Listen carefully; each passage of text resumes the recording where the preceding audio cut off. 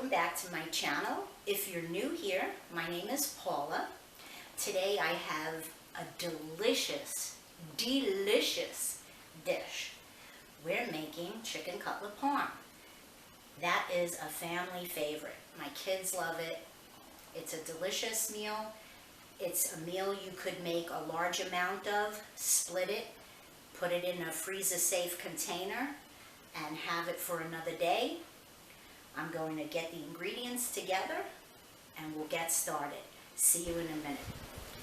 Alright, we're going to clean up these chicken cutlets.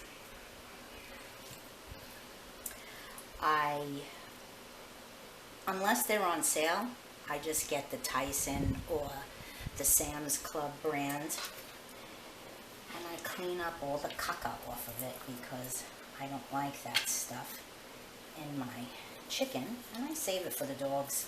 I cut it up small and I boil them. Now, you can do whatever you like.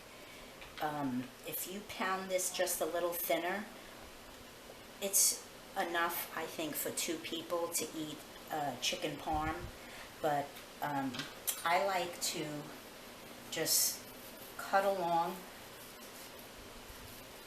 the length, make it a little smaller, and then I will pound these thinner because we like them just slightly on the thin side. Again, I get rid of all this because I don't like it on the chicken. My dogs love it, so I boil it up for them and they get to have it with their dinner. But I like to have a nice, clean cutlet.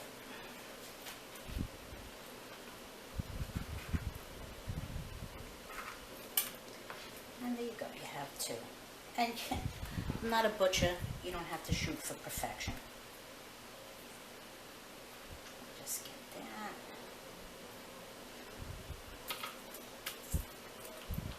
Clean up. Yes, I don't buy chicken breasts, boneless chicken breasts at the supermarket unless they're having a really good sale. Otherwise, I get it from Costco or Sam's in the bag that they're flash frozen like this, so you can just pull 1 out or 5 out, whatever it is you want. This one has a lot of caca on it.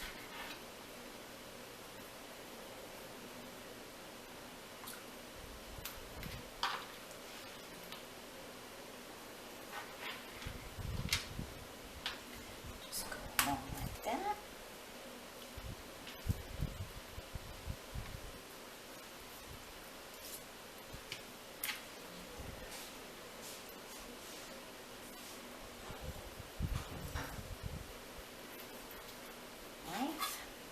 And there you go. And then I will set this up to pound them a little, and I'll show you how that looks in a minute. I take a cutlet, I lay it on my plastic wrap, and remember, you're dealing with chicken here, so after you're done, make sure you wash your hands well, you wash whatever you used well, you wash your counter. You don't want salmonella visiting.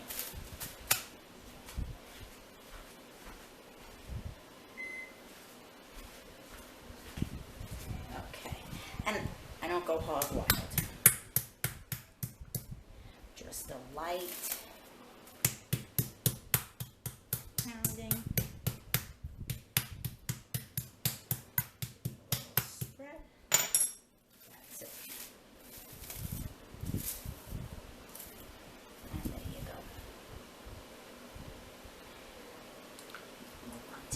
One, and they're going to be different thicknesses because we're only human and we're just kind of winging it. Some will be thicker than others, and that's all right.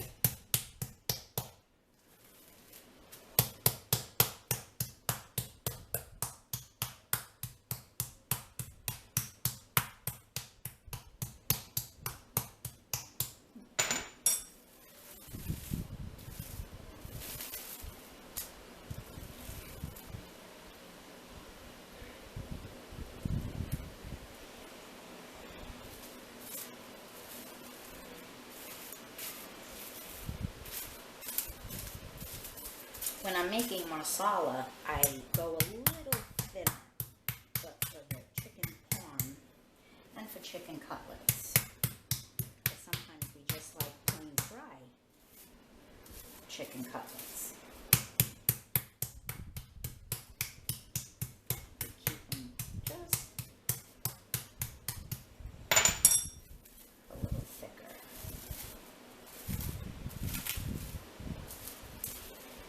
There you go. We'll do one more, and then, because whacking chicken cutlets is a little boring, we'll come back when it's breading time. By the way, it is officially summer here in SoCal because the stinking flies are all over the place, and I cannot stand them. And there you have it, a beautiful cutlet. Alrighty, I'll finish up and then we'll do breading. Okay, so we have our chicken cutlets pounded nice and thin. I have my egg wash for dredging, 2 eggs with water. You want it on the thinner side. I have my plain breadcrumbs that I season with salt and pepper, a teensy bit of garlic powder and Italian seasoning. Very small amount. Cutlet into the egg wash. Let it drip a bit. Into your breadcrumb. Making sure you can see what's happening. And you just go around. Press it in. You want to get that breadcrumb coating all over.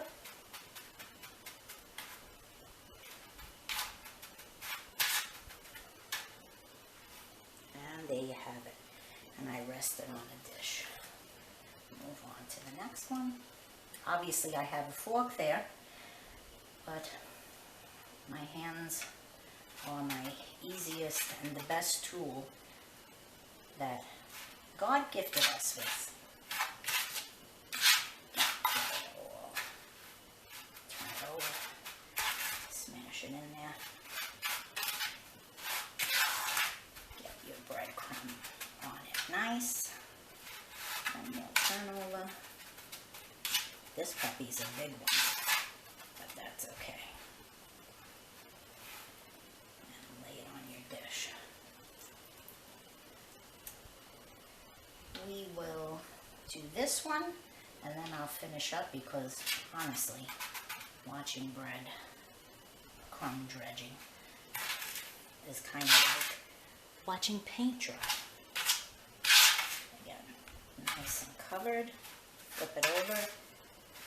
Press it in. This little gadget's from Pampered Chef. My daughter had a party last summer. I think it was last summer.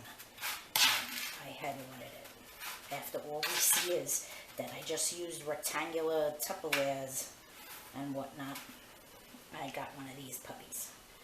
Alrighty, that makes 3. I'm going to finish this up and then on to frying. See you in a minute. I have my pan heated with oil. It's vegetable oil, canola oil works too. Get them in there.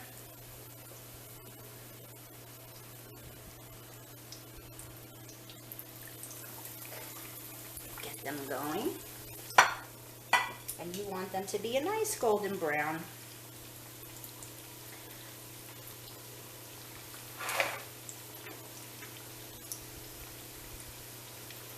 I have my marinara sauce on the other side.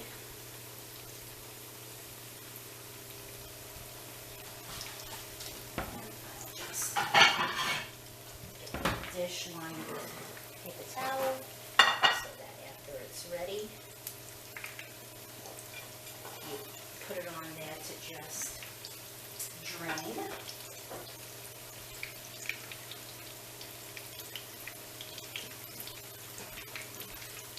Alexa, timer for 12 minutes.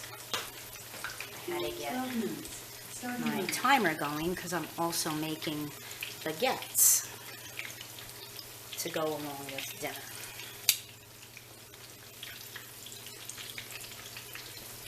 They're also going to be cooking in the oven as well. So I'm just going to move you a little closer. Turn you a bit.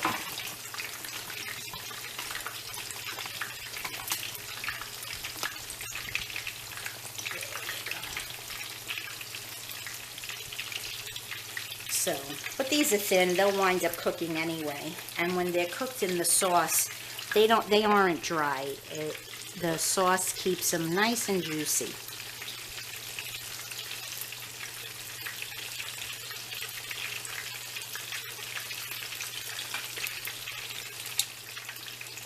And they'll shrink a bit as they cook, and you'll be able to get another one in.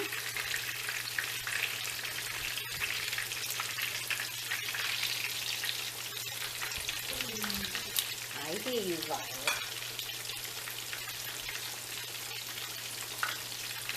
And they fry up so nicely in this big giant pan. It's a lot easier for me.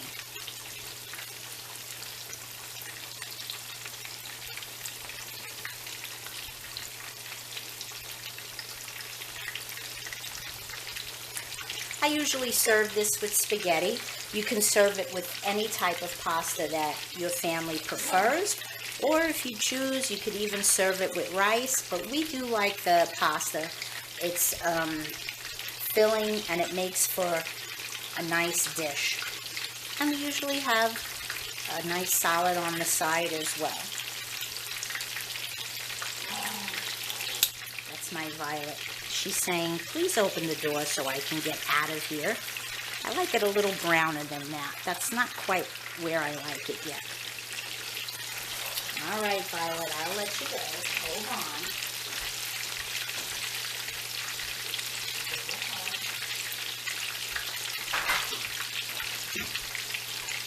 I have a swinging door, and once it gets hot and I put the air conditioner on, I keep the swinging door from the kitchen to the rest of the house closed so that the heat isn't going into the other rooms, and it cools it down faster. Not yet. That one looks better.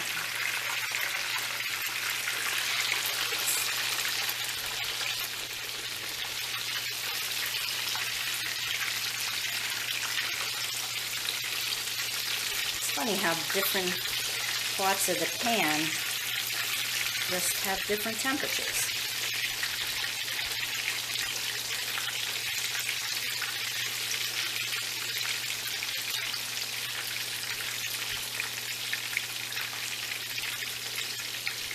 And you'll do the same for the other side. It takes about 3 minutes at the most.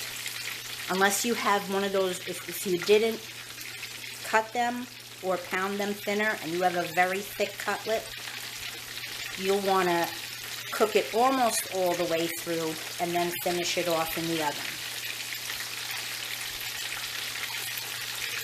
But it doesn't take long at all because I thinned them up a bit. Alrighty, so we'll get this all finished frying, and then when we're ready to set up the Parmesan, we'll come back and do that. Alrighty, folks, you put a little marinara in the bottom of your pan so that it doesn't stick, and you layer your cutlets. Shh. Violet's barking because my grandpuppy Maple is here, and they don't, well, I should say Violet doesn't get along with her.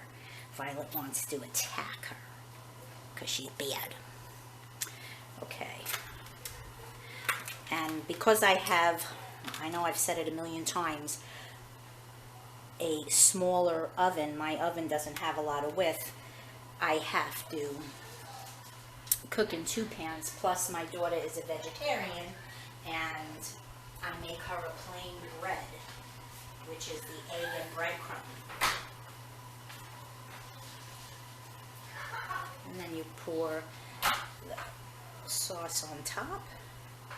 Am I in the way? So that's fine. And you cover your cutlets. You give them a little spreading around. How much or how little sauce you use is all up to you.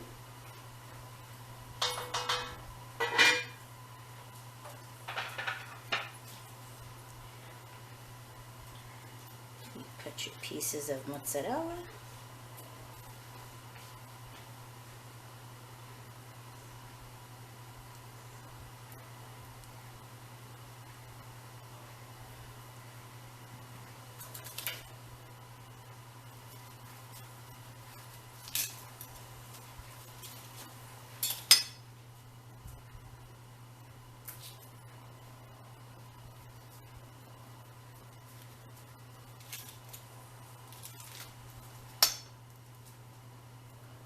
And a little sprinkling of Parmesan cheese on top.